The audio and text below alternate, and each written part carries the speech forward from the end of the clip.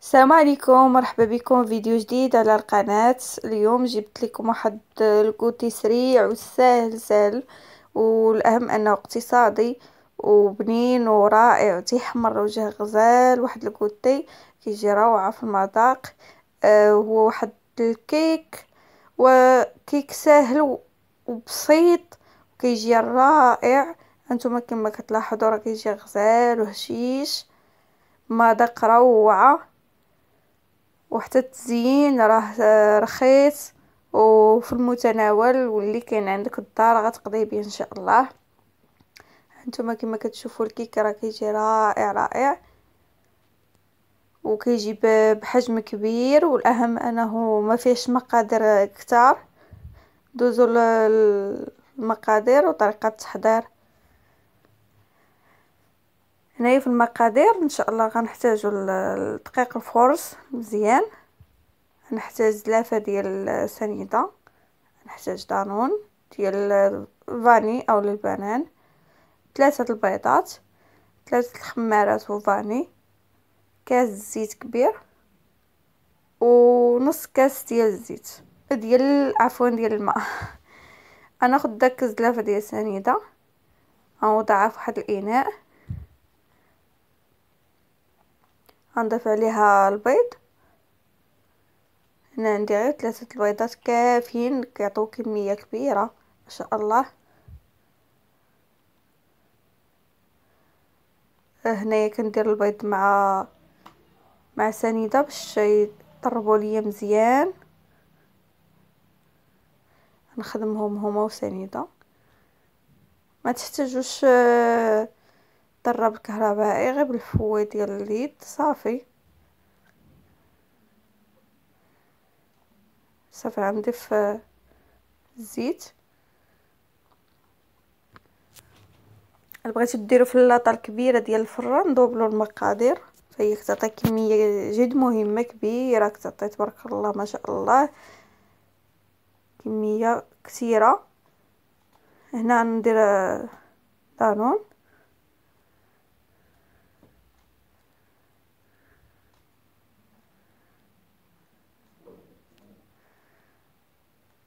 هانتوما كما كتشوفوا مقاديرها جد بسيطه، وراه متوفره في كل بيت زعما ورخيصه. دانون كيعطي واحد النكهه اللي هي زوينه، كيبنن الكيك بزاف. غندير الفاني حتى هي باش تجيني الكيكه ديالي منسمه.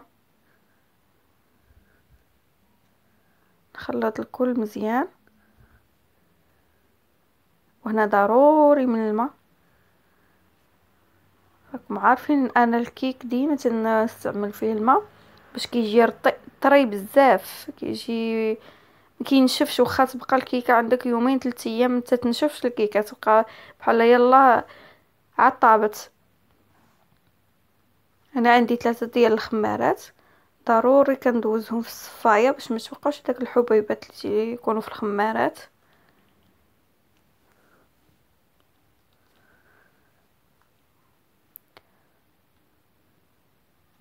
حتى الدقيق ندوزوه في الصفايه.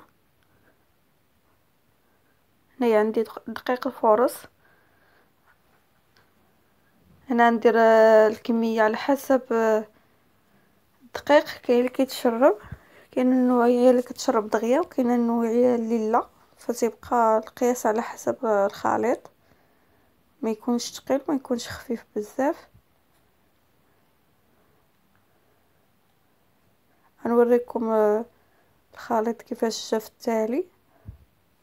هنايا خفيف شويه، نزيد صافي. ديك الزلافه راه بقات ليا فيها منها غير شي معلقه تقريبا.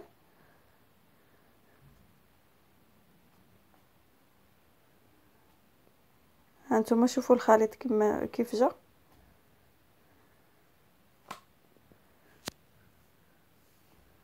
هانتوما ماشي قاصح وماشي خفيف بزاف. جبت واحد اللاطه ديال الفران اللي دهنتها بالزيت ورشيتها بالدقيق. صافي غنصفيها الخليط ديالي.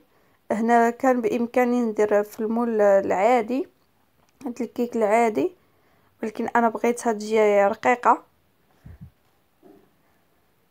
كتجي رائعه البنات. غجربوها بهذه الطريقه وجربوها في هذا المول هذا، كتجي زوينه وكتجي مختلفه على الكيك اليومي اللي كنديرو، كتجي بنينه بنينه بداك دانون اللي فيها. هنا كنحاول نوزع على الاطراف ومن ندخلها للفران. هنايا مازال ما شعلش انا الفران، حتى غنجي ندخلها للفران عاد ندير شي حاجه ثقيله من تحتها بحال طاجين الحرشه باش ما تحرق لياش. ندير طاجين الحرشه عاد ندير فوقو لاطا ونقص العافيه، ما نجهدش العافيه حيت الكيك عندنا هنا رقيق. هنايا عندي شويه ديال الزبيب للتزيين. هنايا لي قمع اللي عندك ديريها فيها، سواء كركاع مشماش اللي كان عندك. لما كانش عندك حتى شي حاجه من هذا الشيء، من تخرجيها دهنيها بشويه الكونفيتور وديري لها شويه الكوك اولا كاوكاو. هنا عندي شويه ديال الشوفان.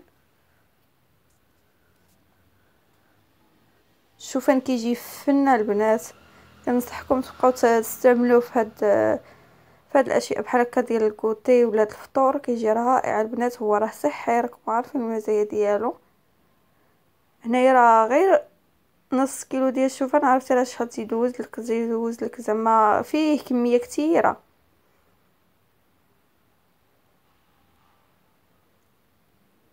نحاول ندير لها كلها هكا الشوفان. هنايا حيت بيضوا الكيكه بيضه مازال ما تيبانش، ولكن من كطيب تيبان رائع البنات، كيجي حتى في المذاق كيجي زوين.